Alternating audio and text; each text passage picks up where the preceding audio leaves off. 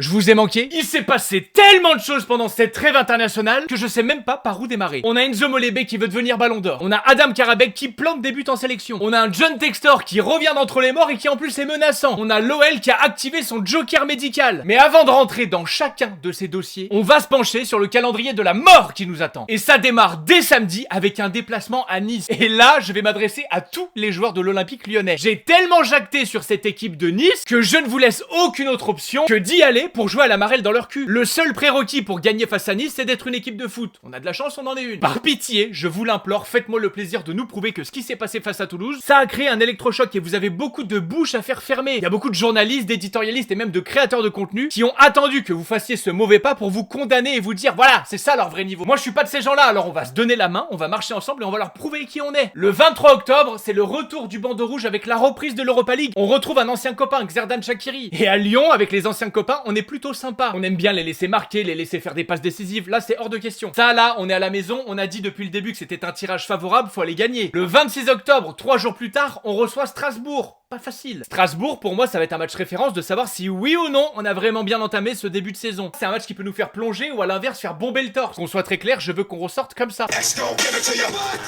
3 jours plus tard, on se déplace au Paris FC. Je sais, ça fait 3 matchs en 6 jours, mais on va pas prendre le bus ou l'avion pour monter jusqu'à Paname pour donner notre cul. Sachant que, comme on dit dans le milieu, ça c'est le petit Paris, mais il y a le gros Paris qui arrive dans la foulée, mais on va en parler. Le 2 novembre, on va au Stade Brestois. Le 6 novembre, on va au Betis. Ça fait 3 matchs consécutifs à l'extérieur. Va falloir être solide, ne nous cachons rien, va falloir être très bon dans la gestion de nos joueurs, les potentiels blessés, la fraîcheur des autres et les potentiels suspendus aussi. Et enfin, le 9 novembre, juste avant une énième trêve de merde internationale, on reçoit Paname. Donc autant vous dire que quand on en arrivera à ce match-là, j'espère qu'on se sera donné les moyens d'avoir engrangé un petit paquet de points. Au coup de sifflet final de ce match face au PSG, l'idéal serait qu'avec beaucoup de chance et surtout du beau football, qu'on soit toujours dans le podium et si c'est pas le cas qu'on soit pas très loin, disons top 5, que l'on figure bien en Ligue Europa. Et même si le calendrier semble compliqué pour nous, d'ailleurs tu peux enlever semble, il est compliqué, ça va être pareil pour Marseille, ça va être pareil pour Lille, ça va être pareil pour Strasbourg, ça va être pareil pour Paname, c'est même pareil pour Nice. Donc tout le monde va devoir trouver une sorte de gestion autour de ces matchs-là. Il est vrai qu'on n'est pas la meilleure profondeur d'effectif, mais pour autant, on a su montrer quand on l'a voulu du beau football avec le peu de choses qu'on avait. Les gars, cette année, je vais être très clair, il n'y a pas de match où on fait l'impasse, où on joue derrière, parce que de toute façon, on ne sait pas jouer derrière. Bien évidemment qu'on veut des résultats, mais on veut surtout voir une attitude, et pas celle qu'on a vue en l'occurrence lors de la deuxième mi-temps face à Toulouse. Donc soyez costauds, soyez fiers et humbles à la fois, et bordel de merde avec votre football, faites-moi taire toutes ces bouches qui se sont pressées de dire ah mais ils sont pas si forts. Nous, on sait ce qu'on a vu et on est avec vous.